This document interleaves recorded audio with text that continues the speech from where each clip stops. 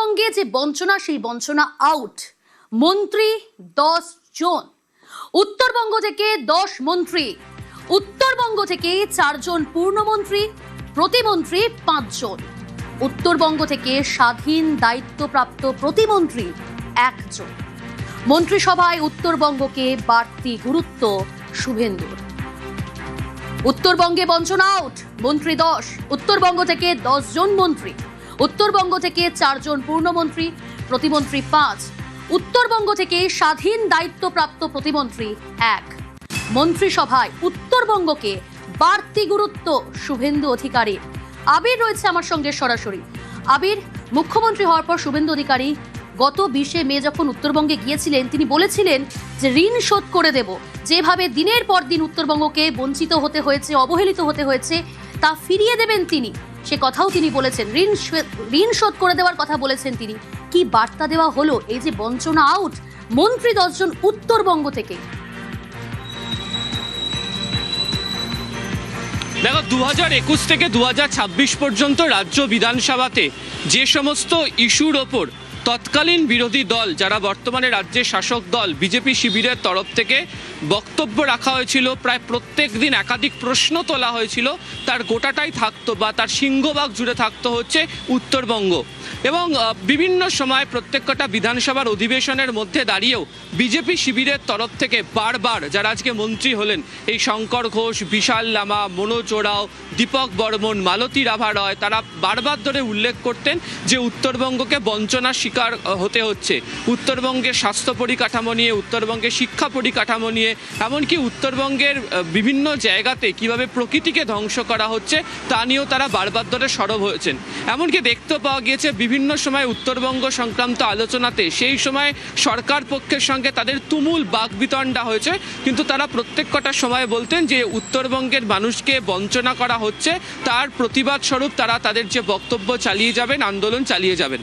2026 বিধানসভা নির্বাচনের যে প্রচার, সেই প্রচারের উত্তরবঙ্গকে কেন্দ্র করে বিজেপি শিবিরের তরফ থেকে যে আলাদা গুরুত্ব দেওয়া হচ্ছে, সেটা তাদের বিভিন্ন বক্তব্যে, বিভিন্ন সভাতে, বিভিন্ন যে কেন্দ্রীয় নেতৃত্ব প্রচারে এসেছিলেন তারা পরিষ্কার স্পষ্ট করে জানিয়ে দিয়েছিলেন। এমনকি তাদের যে সংকল্পপত্র প্রকাশিত হয়েছিল, সেখানে উত্তরবঙ্গের জন্য যে তাদের আলাদা পরিকল্পনা রয়েছে, আলাদা গুরুত্ব রয়েছে, সেই প্রসঙ্গের কথাও তারা বারবার ধরে স্মরণ করিয়ে দেন। এবং আজকে তার যে বহিঃপ্রকাশ সেটা দেখতে পাওয়া গেল। তার কারণ রাজ্য মন্ত্রিসভাতে যে সংখ্যক সদস্যরা যাচ্ছেন তার মধ্যে 10 জন উত্তরবঙ্গ থেকে প্রতিনিধিত্ব করবেন। এর মধ্যে দীপক বর্মন, শঙ্কর ঘোষ, মনোজ কুমার ওরাও, বিশাল লামা, তারা এর আগেও তারা বিধায়ক ছিলেন, বিধায়ক হিসাবে তারা দায়িত্বভার সামলেছেন। এবং আজকে দেখতেও পাওয়া গিয়েছে যে যখন মন্ত্রিসভার যখন শপথ গ্রহণ অনুষ্ঠান হচ্ছে, সেখানে মনোজ টিগ্গা, যিনি একটা সময় বিধায়ক ছিলেন, তিনিও সরব হতেন। পরবর্তী সময় তিনি লোকসভাতে তিনি চলে যান আলিপুরদুয়ার থেকে জিতে। রাজু বিস্তা, জয়ন্ত রায়, হর্ষবর্ধন শ্রীংলা, তারা প্রত্যেকে উপস্থিত হয়েছিলেন। ফলে উত্তরবঙ্গের মানুষের পাশে যে তারা রয়েছেন, উত্তরবঙ্গ যে তাদের চিন্তাভাবনার মধ্যে রয়েছে এবং সেখানকার মানুষের কথা তারা যে বারবার ধরে বিধানসভার মধ্যে তুলে ধরেছিলেন, তাকে যে তারা এই মন্ত্রিসভা চালাতে গিয়ে গুরুত্ব দেবেন, সেটা আজকে বুঝিয়ে দেওয়া হয়েছে।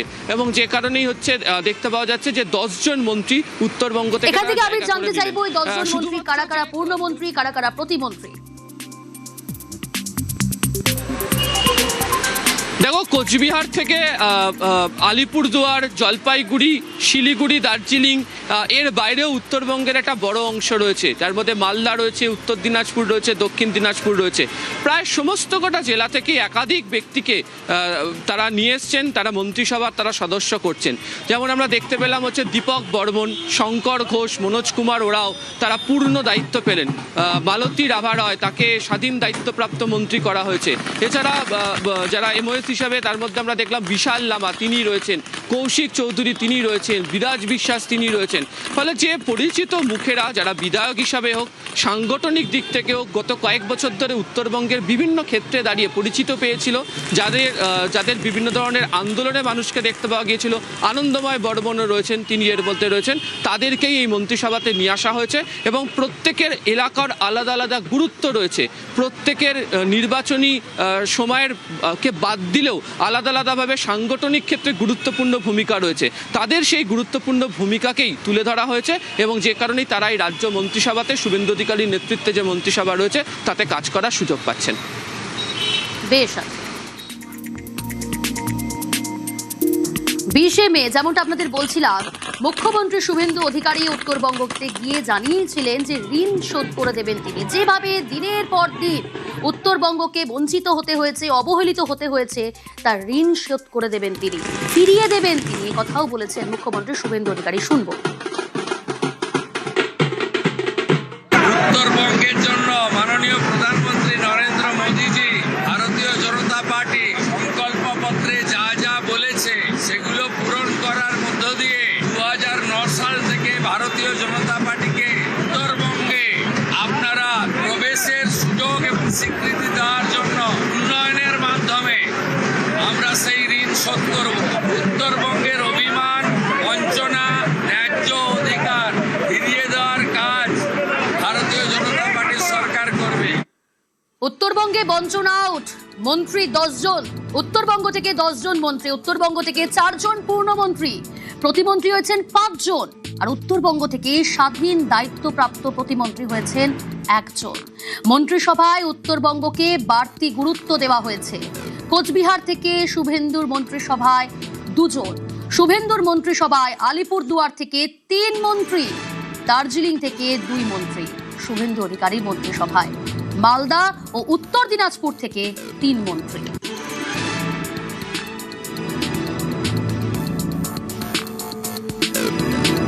মন্ত্রীপদের শপথ নেওয়ার পর শঙ্কর ঘোষ কি বললেন শুনবো। মানুষ আমাদেরকে এই জায়গায় নিয়ে এসছে, ফলে এই জয় আমি তাদের প্রতি। গত কয়েক বছর ধরে যারা উত্তরবঙ্গ নিয়ে সব থেকে বেশি সরব হয়েছিল বিধানসভায়, তার মধ্যে প্রথম সারিতে নাম শঙ্কর ঘোষ ছিল। আজকে 10 জন উত্তরবঙ্গ থেকে মন্ত্রী। যেখানে জন্মেছে, যে মাটিতে জন্মেছে, সেই মাটির প্রতি তো কিছু কৃতজ্ঞতা থাকেই। শুধু অংশীদারত্বে নয়, কাজেই আমাদেরকে প্রমাণ করে দিতে হবে যে আমরা ভারতীয় জনতা পার্টির উত্তরবঙ্গের জনপ্রতিনিধিরা আসলে উত্তরবঙ্গে একটা নতুন সূর্য, যেটার জন্য মানুষ অপেক্ষা করছিল, সেটা নিয়ে আসছে। আপনি বারবার উত্তরবঙ্গের প্রকৃতি রক্ষার আহ্বান করতেন, এমনকি বিধানসভাতে এ নিয়ে আপনি একাধিক প্রশ্নে জেরবার করে দিতেন। সেই উত্তরবঙ্গের প্রকৃতি নিয়ে মন্ত্রী হিসেবে কাজ করবেন? 100 বার দায় এটা, এবং উত্তরবঙ্গের প্রকৃতিকে রক্ষা করাটাই হচ্ছে একটা অন্যতম চ্যালেঞ্জ, কেননা পরিবেশ লুট হয়েছে সেই সময়। শুধুমাত্র উত্তরবঙ্গ নয়, গুরুত্ব দেওয়া হলো মহিলাদের শুভেন্দু অধিকারীর মন্ত্রিসভায়। কলিতা মাঝি পরিচারিকা থেকে মন্ত্রিসভায় কলিতা মাঝি, শুভেন্দুর মন্ত্রিসভায় মহিলাদের গুরুত্ব। বাড়ি বাড়ি কাজ করে ভোটে জয় কলিতা মাঝির। শুভেন্দু অধিকারীর মন্ত্রিসভায় আউশ গ্রামের বিধায়ক এই কলিতা মাঝি। অভাবের সংসার থেকে মন্ত্রিসভায় কলিতা মাঝি। মহিলাদের গুরুত্ব দেওয়া হলো 7 জন মহিলা মন্ত্রী। সুস্মিতা রয়েছে আমার সঙ্গে। সুস্মিতা, শুভেন্দু অধিকারীর মন্ত্রিসভায় মহিলাদের গুরুত্ব দেওয়া হলো। পরিচারিকা থেকে এবার মন্ত্রী কলিতা মাঝি। তার জার্নি কি তাৎপর্য এবং কি ব্যাখ্যা, কি বার্তা দিতে চাইলো বিজেপি? দেখো, বিজেপি এ রাজ্যে সরকারে আসার আগে মহিলাদের জন্য তারা কাজ করবে এই বার্তা বা এই ভরসা পাওয়ার চেষ্টা করেছিল। অন্যদিকে বিরোধী রাজনৈতিক দলের তরফ থেকে বারবার এই প্রচারকে সামনে আনা হয়েছিল বিজেপি মহিলা বিরোধী, কিন্তু এই প্রচারকে যে মানুষ নস্যাৎ করেছে তার প্রমাণ ভোট বাক্স। তার কারণ এবারের নির্বাচনে গত 4 মে দেখা গিয়েছে মহিলাদের সিংহভাগ ভোট পড়েছে বিজেপির পক্ষে, এবং সেই ভোট পেয়ে বিজেপির যেমন জয় জয়কার হয়েছে এ রাজ্যে, ঠিক তেমনই বিজেপি তার গত 1 মাস, অর্থাৎ ক্ষমতায় আসার 1 মাসের মধ্যেই তাদের সংকল্পপত্রে মহিলাদের জন্য যে সমস্ত কথা তারা দিয়েছিল তার মধ্যে 2টি উল্লেখযোগ্য ঘোষণা তারা করেছে ইতিমধ্যেই বিজেপির সরকারে আসার পর। 1, বাসে নিখরচায় যাতায়াত মহিলাদের তরফ থেকে সরকারি বাসে, এবং দ্বিতীয়ত অন্নপূর্ণা যোজনায় 3000 টাকা ইতিমধ্যেই ঘোষণা হয়েছে দুটোরই, যার একটি আজ থেকেই কার্যকর হয়েছে। বাসে, সরকারি বাসে মহিলাদের কোনো রকম ভাড়া লাগছে না, এবং এই দুটির মাধ্যমে মহিলাদের ভরসার জায়গা যেমন বিজেপি হয়ে ওঠার প্রাণপণ চেষ্টা যে করেছে তার প্রমাণ মিলছে, তার পাশাপাশি আজকের যে বর্ধিত বা সম্প্রসারিত পূর্ণাঙ্গ মন্ত্রিসভার প্রকাশ ঘটল, তাতে 7 জন মন্ত্রী মহিলা মন্ত্রী।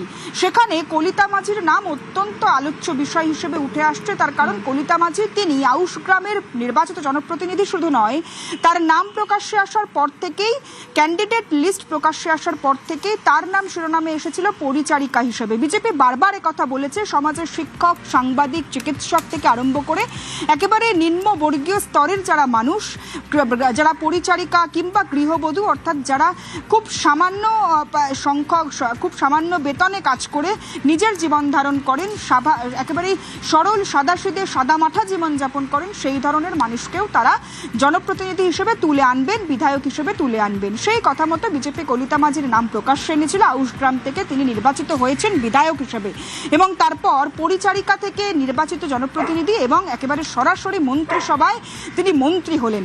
গোটা বিষয়টিকে কেন্দ্র করে বিজেপি একাধারে যেমন মহিলাদের ভরসা বা মহিলাদের উন্নয়নের উপর জোর দিয়ে কাজ করবে, সেই বার্তা আরো একবার বাংলার প্রত্যেকটি মহিলাকে দেওয়ার চেষ্টা করলো। তার পাশাপাশি একদমই সুস্মিতা, সেই জায়গা থেকেই জানতে চাইবো, শুধুমাত্র কলিতা মাঝি নয়, কলিতা মাঝির পাশাপাশি আরো 6 জন মহিলা তারা মন্ত্রী হলেন। এই যে মহিলাদের বাড়তি গুরুত্ব দেওয়া হলো মন্ত্রিসভায়, এটাতে কি বার্তা দিতে চাইছে বিজেপি? সুস্মিতা, দেখো, এ রাজ্যে মহিলা ভোট অন্তত গত 2021-এর নির্বাচন দেখলেও দেখা যাবে, যে কোনো বিধানসভা কিংবা লোকসভা নির্বাচনে দেখা গিয়েছিল এ রাজ্যের মহিলা ভোট বরাবর গিয়েছিল তৃণমূলের পক্ষে। কিন্তু সেই তৃণমূল জামানায় 15 বছরে একাধিক অভিযোগ উঠে এসেছে, কখনো হাঁসখালির ঘটনা, কখনো আরজিকরের ঘটনা, চোখে আঙুল দিয়ে নিরাপত্তার প্রশ্ন একেবারে জোরালো করে দিয়েছে। সেই নিরাপত্তা যেমন মহিলারা একাধারে চেয়েছেন, তার পাশাপাশি মহিলারা জীবিকা, রোজগার দুটোই চেয়েছেন। তারই অন্যতম প্রতিফলন হিসেবে এ রাজ্যে বিজেপির ভোট বাক্সে মহিলাদের ভোটের প্রতিফলন দেখা গিয়েছে, এবং সেই ভোট বাক্স যখন মহিলারা উজাড় করে দিয়েছে বিজেপিকে, বিজেপির তরফ থেকেও ঠিক একইভাবে মহিলাদেরকেও ভরসার পাত্র যে বিজেপি মহিলাদের, সেটাই বারবার প্রমাণের চেষ্টা চলছে।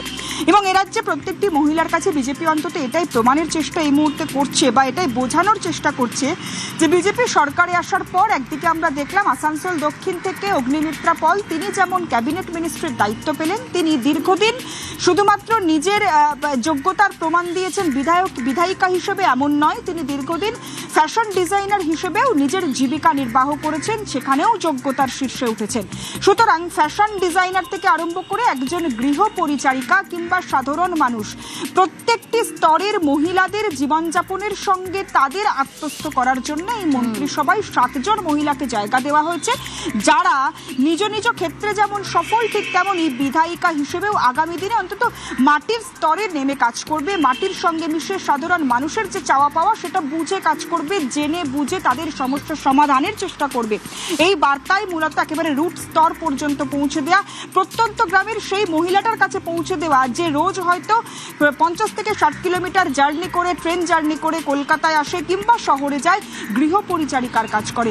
কোথাও গিয়ে সাধারণ মানুষের মনে এই আশা জাগানো যে বারবার বিজেপি যে কথা বলেছে যে বুথ স্তর থেকে কাজ করেও বিজেপিতে স্বরাষ্ট্রমন্ত্রী হওয়া যায়, বিজেপিতে বুথ স্তর কিংবা মাটি থেকে কাজ করেও শীর্ষে ওঠা যায়। গৃহ পরিচারিকা কলিতা মাঝিকে মন্ত্রিত্বের পদ দেওয়া বা মন্ত্রী হিসেবে তার শপথ গ্রহণ অন্তত সেই কথাই আরো একবার প্রমাণ করছে। বেশ সুস্মিতা, মন্ত্রী হলেন মালতী রাভা রায়, স্বাধীন দায়িত্বপ্রাপ্ত প্রতিমন্ত্রী, তুফানগঞ্জের বিধায়ক। ভালো লাগছে, দীর্ঘদিন লড়াই করার পর যে সম্মান দিয়েছে, দায়িত্ব কর্তব্য বেড়ে গেছে, জনগণকে সঠিকভাবে পরিষেবা দিতে হবে। আমার তুফানগঞ্জবাসী থেকে সারা বাংলার উন্নয়ন যেন আমরা করতে পারি। 33% মহিলা ছাড়া কোনো সংসার চলতে পারে না, তেমনি বিধানসভাও চলতে পারে না, যার জন্য মহিলাদেরও রাখা হবে। আরো যদি 2-1 বেশি থাকতো তাহলে আরো খুশি হতাম। যেই দপ্তরেই মাননীয় মুখ্যমন্ত্রীর দিক, আমি নিষ্ঠার সঙ্গে কাজ করব, বাংলার উন্নয়ন করব। উত্তর দক্ষিণ একটাই বাংলা হবে, সকলেরই উন্নয়ন করব। মৌমিতা বিশ্বাস মিশ্র প্রতিমন্ত্রী, পূর্ব বর্ধমান দক্ষিণের তিনি বিধায়ক হয়েই এবার মন্ত্রী। পূর্ণিমা চক্রবর্তী প্রতিমন্ত্রী, শ্যামপুকুরের বিধায়ক, তিনি হলেন প্রতিমন্ত্রী। গার্গী দাস ঘোষ প্রতিমন্ত্রী, মুর্শিদাবাদ কান্দির বিধায়ক থেকে এবার মন্ত্রী গার্গী দাস ঘোষ। সুমনা সরকার প্রতিমন্ত্রী, বলাগড়ের বিধায়ক হয়ে এবার মন্ত্রী হলেন প্রতিমন্ত্রী সুমনা সরকার। রাস্তা আটকে যে দিনের পর দিন দোকান করে চলতো, সেই দোকানের দিনগুলো এবার শেষ। হাওড়া হাটের ছবি দেখাবো, দেখুন হাওড়া হাটে ব্যবসায়ীদের সেখানে ব্যবসায়ী রীতিমতো বাধা দিচ্ছে। কেন্দ্রীয় বাহিনীর জওয়ানরা সেখানে মজুদ। হাওড়া হাটে দোকান তুলতে বাধা, পুলিশকে বাধা ব্যবসায়ীদের। দীর্ঘক্ষণ পথ আটকে বিক্ষোভ, রাস্তা আটকে দোকানের দিন শেষ। কি পরিস্থিতি এখন, বর্তমান পরিস্থিতি জানার চেষ্টা করব।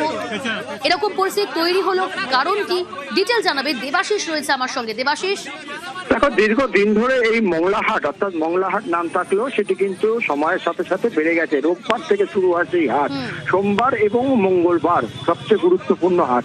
গতকাল রাত্রিবেলা থেকেই কিন্তু ব্যবসায়ীদের বারবার করে গত সপ্তাহে তাদেরকে বারণ করা হয় এবং গতকাল রাত্রি থেকে কার্যত ব্যবসায়ীদের বলা হয় যে তারা যেন কোনো রকম ভাবে রাস্তায় ব্যবসা না করেন। তাদের নির্দিষ্ট কোনো দোকান থাকলে তারা দোকানে বসবেন এবং হাওড়া হাটের জন্য যে নির্দিষ্ট জায়গা আছে সেখানে গিয়ে ব্যবসা করতে হবে। কিন্তু কার্যত হাওড়া হাসপাতাল, হাওড়া কোর্ট সহ বিভিন্ন অঞ্চলে রাস্তা জুড়ে এই ব্যবসা দিনের পর দিন চলত। নেতাদের পয়সা দিয়ে কিন্তু এই ছাড়পত্র পাওয়া যেত।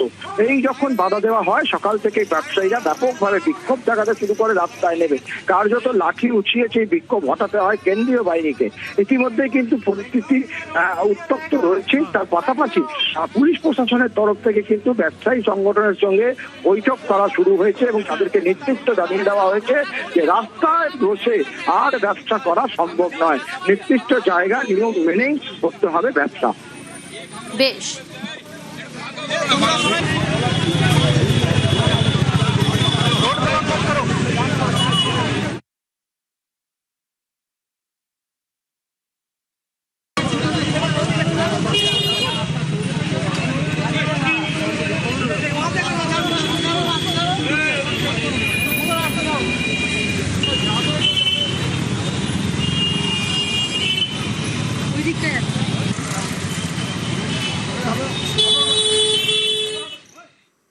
আর সরাসরি আমাদের নজর রাখতে হচ্ছে লেক টাউনের দিকে। দেখুন, লেক টাউনে মেসির মূর্তি নামিয়ে আনা হলো। যে মূর্তি হাওয়ায় দুলছিল, লেক টাউনে মেসির মূর্তি সরানো হলো। তাড়াহুড়োয় তৈরি করা হয়েছিল, গাফিলতি ছিল এবং সেই কারণেই হাওয়ায় দুলছিল মেসির মূর্তি। 44 ফুটের সেই মূর্তি তৈরির 6 মাসের মধ্যেই বেহাল দশা।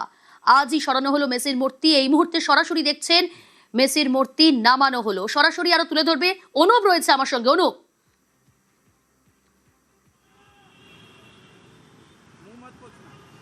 দেখো, মেসির যে মূর্তি, সেই 44 ফুটের মূর্তি এই মুহূর্তে লেক টাউন যে ঘড়ি মোড়, সেই ঘড়ি মোড় থেকে নামানো হলো। ছবিটা একবার দেখানোর চেষ্টা করব। এই 44 ফুটের মেসির মূর্তি এইভাবে যখন এখানে বসানো হয়েছিল, সেক্ষেত্রে দেখা যায় বলা হচ্ছে 6 মাসের মধ্যে তৈরি হয়েছে এবং 6 মাসের মধ্যেই বেহাল অবস্থা হচ্ছে মেসির এই মূর্তি। তার কারণ রক্ষণাবেক্ষণের যে অভাব ছিল, তার পাশাপাশি অল্প সময়ের মধ্যে তৈরি করা হয়েছিল, যা নিয়ম মেনে কিন্তু এখানে বসানো হয়নি। মানুষজনের দাবি ছিল যে প্রথম থেকে একটি বিতর্ক ছিল, মেসির যে মুখ, সেই মুখের সঙ্গে এই মূর্তির মেসির মুখের কোনো রকম মিল ছিল না। তার পরবর্তী লক্ষ্য করা যায় এখানকার মানুষের তারা দাবি করেছিল যে হোটেল থেকে এই মূর্তি উদ্বোধন করলেও এখানে যে মেসির মূর্তি বসানো হয়েছিল, সেই মূর্তির সঙ্গে কিন্তু মেসির মুখের কোনো রকম মিল পাওয়া যায়নি, যা নিয়ে বারবার বিতর্ক তৈরি হয়েছে। যদিও শিল্পী মন্টি পাল তিনি জানিয়েছিলেন অল্প সময়ের ব্যবধানে তৈরি করা হয়েছিল, মূর্তিটি বসানো হয়েছিল, কিন্তু ভেঙে পড়ার কোনো আশঙ্কা ছিল না। কিন্তু পূর্ত দপ্তরের আধিকারিক, ক্রীড়া দপ্তরের আধিকারিক এবং আইআইটি খড়গপুরের যারা ইঞ্জিনিয়ার, তারা যখন এসেছিলেন তারা কিন্তু জানিয়েছিলেন অত্যন্ত বিপজ্জনক অবস্থায় এই মেসির মূর্তিটি কিন্তু এখানে রয়েছে। এলাকার মানুষের দাবি, তাদেরও বক্তব্য, এই মেসির মূর্তি যে কোনো মুহূর্তে কিন্তু ভেঙে পড়তে পারত।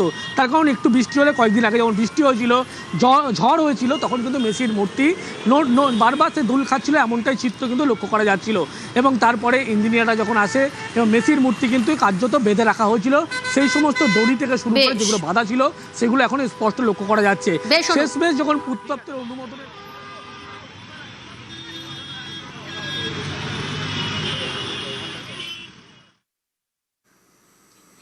তৃণমূল আমলে জমি জট আটকে গিয়েছিল নৈহাটি রানাঘাট রেলপথে 3য় লাইন পাতার কাজ। পালা বদলের পর সেই জট কাটল। রেল ট্র্যাকের সংখ্যা বাড়াতে এবার জমি অধিগ্রহণ শুরু করলো রেল। আমাদের নতুন ট্রেনে এই মুহূর্তে দরকার নেই, আমাদের থার্ড লাইনটা দরকার। কারণ থার্ড লাইন না হলে এই লাইনে ট্রাকের যে অবস্থা, তাতে ট্রেন চলাচল স্বাভাবিক হবে না।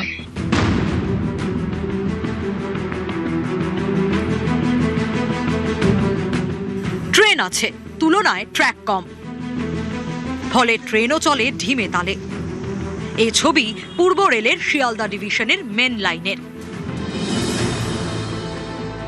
শিয়ালদা থেকে নৈহাটি, রানাঘাট, কৃষ্ণনগর হয়ে লালগোলা মেন লাইন। সারাদিনই একের পর এক ট্রেন চলে। নৈহাটি এবং লালগোলার মধ্যে ডাবল লাইন, ফলে ট্রেন লেট, ভোগান্তির এক শেষ।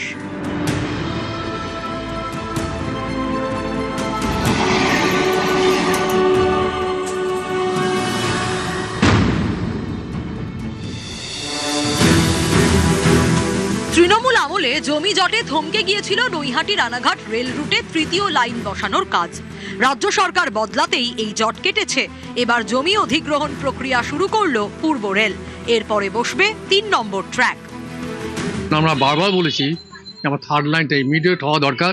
মাঝখানে দেখেছিলাম অনেকটা কাজ এগোচ্ছিল কল্যাণী পরে, কিন্তু কাজ চলতে চলতে হঠাৎ দেখলাম একসময় এটা বন্ধ হয়ে গেল এবং থার্ড লাইনের কাজটাও বন্ধ হয়ে গেল। এখন নতুন করে আবার স্যাংশন আবার যে চালু হলো, এতে আমরা খুব আনন্দিত। আমরা চাই যত তাড়াতাড়ি সম্ভব এটার জন্য কমপ্লিট হয়। শিয়ালদা ডিভিশনের অন্যতম ব্যস্ত দুটি স্টেশন নৈহাটি এবং রানাঘাট। নৈহাটি জংশন থেকে রানাঘাট জংশনের মধ্যে 8টি স্টেশন। এই রেল রুটে রয়েছে মাত্র 2টি ট্র্যাক, একটি আপ এবং একটি ডাউন। এই লাইন দিয়ে চলে রানাঘাট, কৃষ্ণনগর, শান্তিপুর, গেদে লোকাল। লালগোলা লাইনের মেল এবং এক্সপ্রেস ট্রেনও এই লাইন দিয়ে যাতায়াত করে।